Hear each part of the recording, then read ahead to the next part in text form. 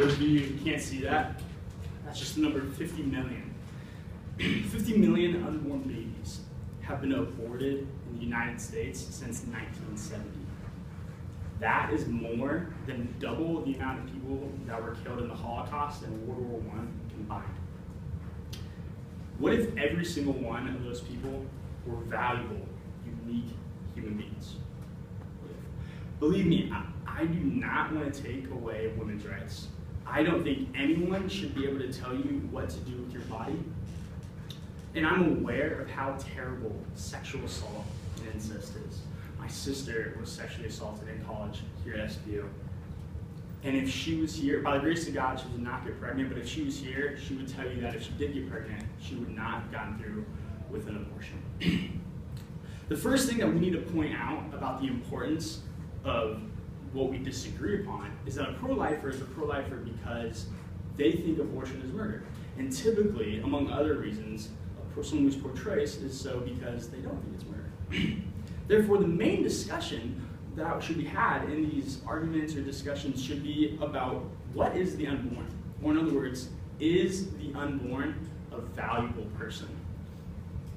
For example, everyone responded in my audience analysis that taking the life of a 1-year-old baby is morally wrong.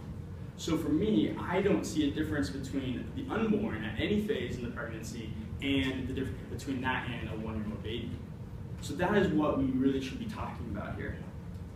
And I don't think anyone should be able to kill a 1-year-old baby, and I think you would all agree, for the sake of right to privacy. So this is why I say we need to be focusing on what is the unborn.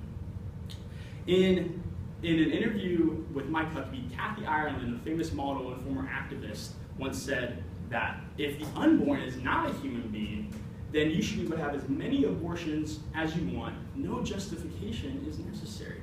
However, if the unborn is a human being, no justification is adequate. It is upon this statement that I will argue that all abortion is morally wrong, because the unborn is, number one, an alive human being, scientifically, and a unique individual, and number two, it is a valuable person philosophically. For those of you who are followers of Christ, and most of you in my survey responded as such, I just will share 2 Bible verses, and that will be all for my biblical argument. Jeremiah 1:5 says, "Before I formed you in the womb, I knew you." Similarly, Psalm 139 verse 16 says, "In your book were written all the days that were formed for me, when none of them yet existed." But let's dive into this scientific argument of whether or not the human being or the unborn is alive. Number one, the unborn meets all of the scientific, biological criteria of life. 4 things. It is made up of cells.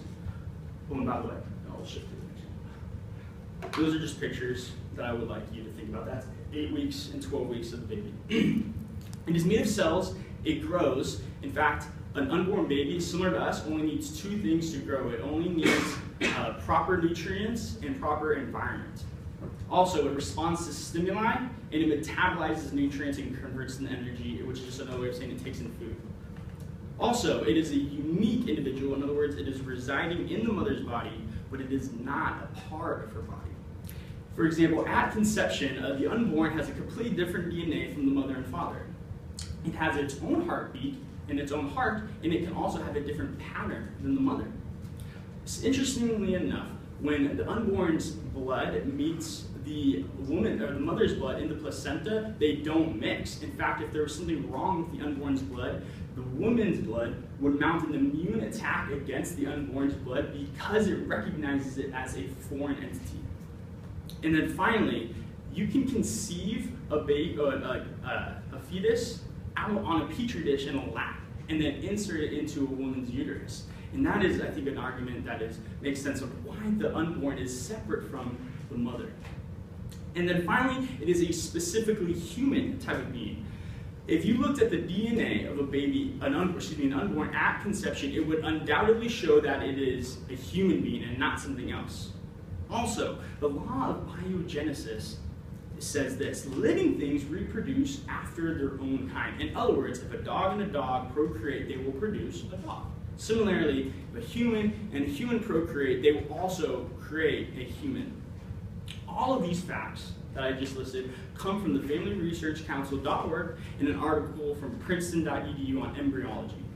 Now, let's move into the philosophical argument on what is the personhood of the unborn. Some people will argue that human beings don't think about their existence, but people do. They are not aware of moral categories, but people do. They don't have hopes and dreams, but people do. And they are dependent on other people, but people are independent. Now, I will use a sled test that I found on a website called standardreason.org. The sled test goes like this: size, level of development, environment, and degree of dependency. All of these factors do not disqualify the unborn from being a person. For example, if someone is short and the smallest person in the world is 1 foot 9 inches and the tallest person in the world is 8 foot. Now, none of you would say that the smaller person who's 1 foot 9 is any less of a person than the person who is super tall. Similarly, the size of the unborn should not disqualify it from being a valuable person. Level of development. Now, there are people from babies to children to teenagers to adults to seniors who are in very different stages of development. For example, a child of a woman is unable to bear children, right? They're not developed fully, is different than a teenager, a 16-year-old woman who is able to bear children. None of those factors make the teenager, the baby, the senior any less or more of a valuable person because they are in a different stage of development. So thirdly, we have environments. You can be in several different kinds of environment in this world or universe. You can be in space, you can be walking around outside SPU, you can be underwater, and all of those require different types of degrees of dependency as well, right? Just because where you are should have no bearing on who you are or your value. And finally, we have degree of dependency. As I said earlier, different people are not always just completely independent. A 1-year-old baby is not going to last very long if it does not have someone taking care of it and is very dependent on someone. What about someone who is mentally challenged or special needs? Many of them will need to rely heavily on other people for their entire life, but we do not disqualify them as being valuable people. Similarly, someone who is on life support, we would not say it is okay to murder them simply because they are not a valuable person. We see in history that people have been discriminated against as valuable persons because of just arbitrary reasons. In our own country, African Americans, the arbitrary reason, of course, being their skin color. They were exploited so that they could be used for slavery and just completely unjust means. Similarly, in World War II and the Holocaust, Jews, the arbitrary reason being simply their culture and their beliefs. They were exploited and they were considered human, just as African Americans were considered human, but not valuable people. And they were, of course, exploited for work and death. Millions of unborn children have been murdered because of abortion. And if they're actually valuable, viable people, as I believe I've demonstrated, then my heart is in agony because of this genocide. As someone who thinks that all human life is sacred, I wholeheartedly believe that all abortion, except for in the case of the mother's life being threatened at any stage in the pregnancy, but typically that happens in the 9th trimester, is wrong, and that every innocent life deserves a right to a life.